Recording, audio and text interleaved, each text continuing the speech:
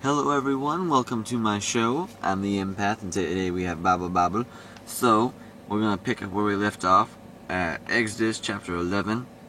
Sorry, I got a piece of gum, so me. Anyway, Exodus chapter 11. Moses announces the death of the firstborn.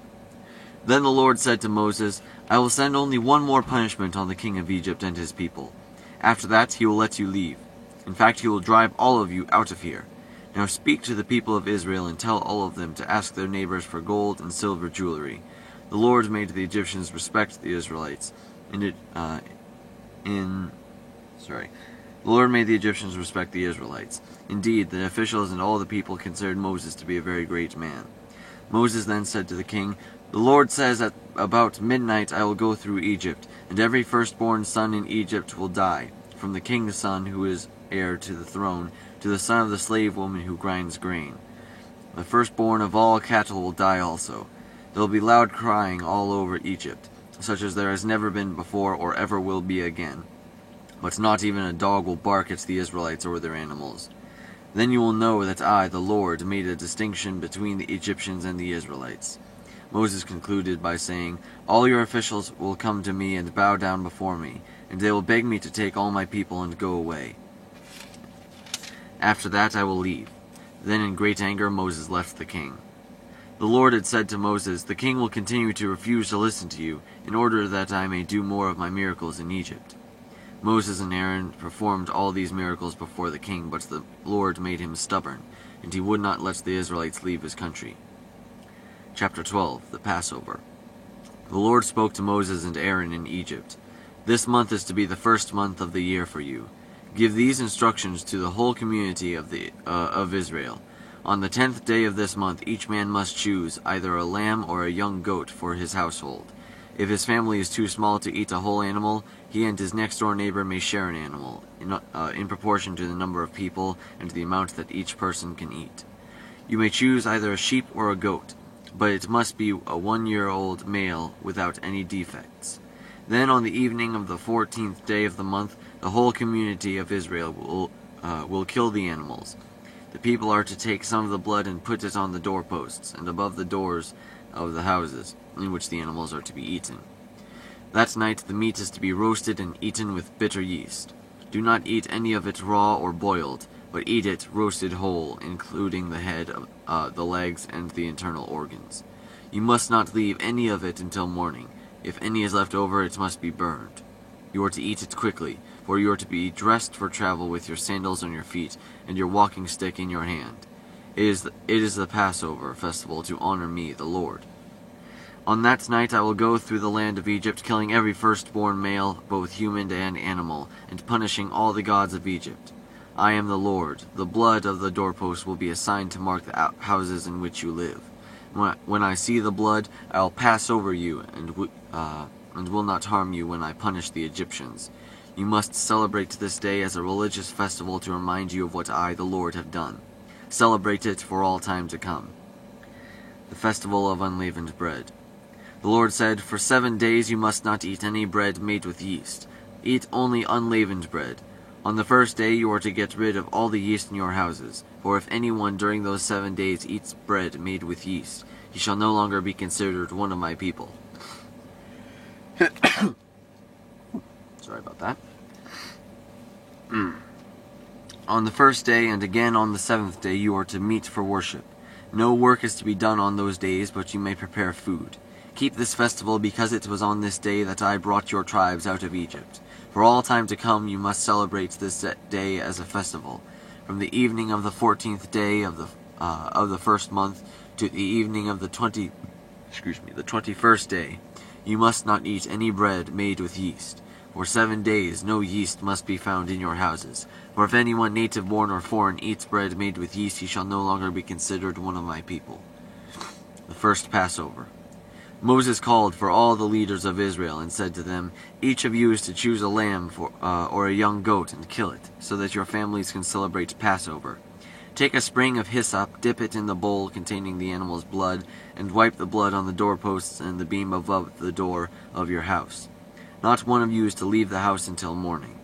When the Lord goes through Egypt to kill the Egyptians, he will see the blood on the beams and the doorposts, and will not let the angel of death enter your houses and kill you. You and your children must obey these rules forever. When you enter the land that the Lord has promised to give you, you must perform this ritual. When your children ask you, "What does this ritual mean?" you will answer, "It is the sacrifice of Passover to honor the Lord, because he passed over the houses of the Israelites in Egypt. He killed the Egyptians but spared us." The Israelites knelt down and worshipped. Then they went and did what the Lord had commanded Moses and Aaron. The death of the firstborn. At midnight the Lord killed all the firstborn sons in Egypt, from the king's son who was heir to the throne to the son of the prisoner in the dungeon. All the firstborn of the animals were also killed. That night the king, his officials, and all the other Egyptians were awakened. There was loud crying throughout Egypt, because there was not one home in which there was not a dead son. That same night the king sent for Moses and Aaron and said, "Get out, you and your Israelites! Leave my country! Go and worship the Lord as you asked. Take your sheep, goats, and cattle and leave. Also pray a blessing on me." The Egyptians urged the people to hurry and leave the country. They said, "We will all be dead if you don't leave." So the people filled their baking pans with unleavened dough, wrapping them in clothing and carrying them on their shoulders. The Israelites had done as Moses had said, and had asked the Egyptians for gold and silver jewelry and for clothes. The Lord made the Egyptians respect the people and give them what they asked for. In this way the Israelites carried away the wealth of the Egyptians. The Israelites leave Egypt. The Israelites set out on foot from Ramses for Succoth. There were about 600,000 men, not counting women and children. A large number of other people and many sheep, goats, and cattle also went with them. They baked unleavened bread from the dough that they had brought out of Egypt, for they had been driven out of Egypt so suddenly that they did not have time to get their food ready or to prepare leavened dough. The Israelites had lived in Egypt for 430 years. On the day the 430 years ended, all the tribes of the Lord's people left Egypt. It was a night when the Lord kept watch to bring them out of Egypt. The same night is dedicated to the Lord for all time to come as a night when the Israelites must keep watch. Ooh. Ears popped. Regulations about Passover. The Lord said to Moses and Aaron, These are the Passover regulations. No foreigner shall eat the Passover meal, but any slave that you have bought may eat it if you circumcise him first. Excuse me. No temporary resident or hired worker may eat it. The whole meal must be eaten in the house in which it was prepared. It must not be taken outside, and do not break any of the animal's bones. The whole community of Israel must celebrate the festival, but no uncircumcised man may eat it. If a foreigner is settled among you and wants to celebrate Passover to honor the Lord, you must first circumcise all the males of his household. He is then to be treated like a native-born Israelite and may join in the festival. The same regulations apply to native-born Israelites and to foreigners who settle among you. All the Israelites obeyed and did what the Lord had commanded Moses and Aaron. On that day the Lord brought the Israelite tribes out of Egypt. Chapter 13. Dedication of the firstborn. The Lord said to Moses, Dedicate all the firstborn males to me, for every firstborn male Israelite and every firstborn male animal belongs to me. The festival of unleavened bread. Moses said to the people, Remember this day, the day on which you left Egypt, the place where you were slaves. This is the day the Lord brought you out by his great power. No leavened bread is to be eaten. You are leaving Egypt on this day in the first month, the month of Abib. The Lord solemnly promised your ancestors to give you the land of the Canaanites, the Hittites, the Amorites, the Hivites, and the Jebusites. When he brings you into that rich and fertile land, you must celebrate this festival in the first month of every year. For 7 days you must eat unleavened bread, and on the seventh day there is to be a festival to honor the Lord. For 7 days you must not eat any bread made with yeast. There must be no yeast or leavened bread anywhere in your land. When the festival begins, explain to your sons that you do all this because of what the Lord did for you when you left Egypt. This observance will be a reminder, like something tied on your hand or on your forehead. It will remind you to continue to recite and study the law of the Lord, because the Lord brought you out of Egypt by his great power. Celebrate this festival at the appointed time each year. The firstborn. The Lord will bring you into the land of the Canaanites, which he solemnly promised to you and your ancestors. When he gives it to you, you must offer every firstborn male to the Lord. Every firstborn male of your animals belongs to the Lord. But you must buy back from him every firstborn male donkey by offering a lamb in its place. If you do not want to buy back the donkey, break its neck. You must buy back every firstborn male child of yours. In the future, when your son asks what this observance means, you will answer him, "By using great power the Lord brought us out of Egypt, the place where we were slaves. When the king of Egypt was stubborn and refused to let us go, the Lord killed every firstborn male in the land of Egypt, both human and animal. That is why we sacrifice every firstborn male animal to the Lord, but buy back our firstborn sons. This observance will be a reminder, like something tied on our hands or on our foreheads. It will remind us that the Lord brought us out of Egypt by his great power." The pillar of cloud and the pillar of fire. When the king of Egypt let the people go, God did not take them by the road that goes up the coast to Philistia, although it was the shortest way. God thought, "I do not want the people to change their minds and return to Egypt when they see that they are going to have to fight." Instead, he led them in a roundabout way through the desert toward the Red Sea. The Israelites were armed for battle. Moses took the body of Joseph with him, as Joseph had made the Israelites solemnly promise to do. Joseph had said, "When God rescues you, you must carry my body with you from this place." The Israelites left Succoth and camped at Etham, on the edge of the desert. During the day the Lord went in front of them in a pillar of cloud to show them the way. And during the night he went in front of them in a pillar of fire to give them light, so that they could travel night and day. The pillar of cloud was always in front of the people during the day, and the pillar of fire at night.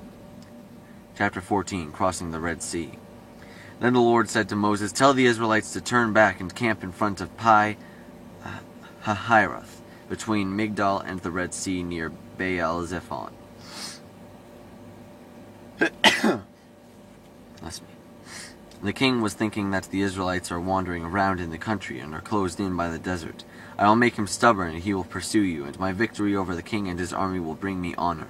Then the Egyptians will know that I am the Lord." The Israelites did as they were told. When the king of Egypt was told that the people had escaped, he and his officials changed their minds and said, "What have we done? We have let the Israelites escape, and we have lost them as our slaves." What the heck, guys? What the heck? The king got his war chariot and his army ready. He set out with all his chariots, including the 600 finest commanded by their officers. The Lord made the king stubborn, and he pursued the Israelites, who were leaving triumphantly. The Egyptian army, with all the horses, chariots, and drivers, pursued them and caught up with them where they were camped by the Red Sea, near Pi-hahiroth and Baal-zephon. When the Israelites saw the king and his army marching against them, they were terrified and cried out to the Lord for help. They said to Moses, "Weren't there any graves in Egypt? Did you have to bring us out here in the desert to die? Look what you have done by bringing us out of Egypt. Didn't we tell you before we left that this would happen? We told you to leave us alone and let us go on being slaves of the Egyptians. It would be better to be slaves there than to die here in the desert." Moses answered, "Don't be afraid. Stand your ground, and you will see that the Lord will do what the Lord will do to save you today. You will never see these Egyptians again. The Lord will fight for you, and all you have to do is keep still." The Lord said to Moses, "Why are you crying out for help? Tell the people to move forward. Lift up your walking stick and hold it out over the sea. The water will divide, and the Israelites will be able to walk through the sea on dry ground. I will make the Egyptians so stubborn that they will go in after them, and I will gain honor by my victory over the king, his army, his chariots, and his drivers. When I defeat them, the Egyptians will know that I am the Lord." The angel of God, who had been in front of the army of Israel, moved and went to the rear. The pillar of cloud also moved until it was between the Egyptians and the Israelites. The cloud made it dark for the Egyptians, but gave light to the people of Israel, and so the armies could not come near each other all night. Moses held out his hand over the sea, and the Lord drove the sea back with a strong east wind. It blew all night and turned the sea into dry land. The water was divided, and the Israelites went through the sea on both sides. The Egyptians pursued them and went after them into the sea with all their horses, chariots, and drivers. Just before dawn, the Lord looked down from the pillar of fire and cloud at the Egyptian army and threw them into a panic. He made the wheels of their chariots get stuck so that they moved with great difficulty. The Egyptians said, "The Lord is fighting for the Israelites against us. Let's get out of here." The Lord said to Moses, "Hold out your hand over the sea, and the water will come back over the Egyptians and their chariots and drivers." So Moses held out his hand over the sea, and at daybreak the water returned to its normal level. The Egyptians tried to escape from the water, but the Lord threw them into the sea. The water returned and covered the chariots, the drivers, and all the Egyptian army that had followed the Israelites into the sea. Not one of them was left. But the Israelites walked through the sea on dry ground with walls of water on both sides. On that day the Lord saved the people of Israel from the Egyptians, and the Israelites saw them lying dead on the seashore. When the Israelites saw the great power with which the Lord had defeated the Egyptians, they stood in awe of the Lord, and they had faith in the Lord and in his servant Moses. Chapter 15. The Song Moses. Then Moses and the Israelites sang this song to the Lord. I will sing to the Lord because he has won a glorious victory. He has thrown the horses and their riders into the sea. The Lord is my strong defender. He is the one who has saved me. He is my God, and I will praise him. My father's God, and I will sing about his greatness. The Lord is a warrior. The Lord is his name. He threw Egypt's army and its chariots into the sea. The best of its officers were drowned in the Red Sea. The deep sea covered them. They sank to the bottom like a stone. Your right hand, Lord, is awesome in power. It breaks the enemy in pieces. In majestic triumph you overthrow your throes. Your anger blazes out and burns them up like straw. You blew on the sea, and the water piled up high. It stood up straight like a wall. The deepest part of the sea became solid. The enemy said, I will pursue them and catch them. I will divide their wealth and take all I want. I will draw my sword and take all they have. But one breath from you, Lord, and the Egyptians were drowned. They sank like lead in the terrible water. Lord, who among the gods is like you? Who is like you, wonderful in holiness? Who can work miracles and mighty acts like yours? You stretch out your right hand, and the earth swallowed your enemies. Faithful to your promise, you led the people you had rescued. By your strength you guided them to your sacred land. The nations have heard, and they tremble with fear. The Philistines are seized with terror. The leaders of Edom are terrified. Moab's mighty men are trembling. The people of Canaan lose their courage. Terror and dread fall upon them. They see your strength, O Lord, and stand helpless with fear until your people have marched past. The people you set free from slavery. You bring them in and plant them on your mountain, the place that you, Lord, have chosen for your home, the temple that you yourself have built. You, Lord, will be king forever and ever. The Song of Miriam. The Israelites walked through the sea on dry ground, but when the Egyptian chariots with their horses and drivers went into the sea, the Lord brought the water back, and it covered them. The prophet Miriam, Aaron's sister, took her tambourine, and all the women followed her, playing tambourines and dancing. Miriam sang for them, Sing to the Lord, because he has won a glorious victory. He has thrown the horses and their riders into the sea. Bitter water. Then Moses led the people of Israel away from the Red Sea into the desert of Shur. For 3 days they walked through the desert, but found no water. Then they came to a place called Marah, but the water there was so bitter that they could not drink it. That is why it was named Marah. The people complained to Moses and asked, What are we going to drink? Moses prayed earnestly to the Lord, and the Lord showed him a piece of wood, which he threw into the water, and the water became fit to drink. There the Lord gave them laws to live by, and there he also tested them. He said, If you will obey me completely by doing what I consider right, and by keeping my commands, I will not punish you with any of the diseases that I brought on the Egyptians. I am the Lord, the one who heals you. Next they came to Elim, where there were 12 springs and 70 palm trees.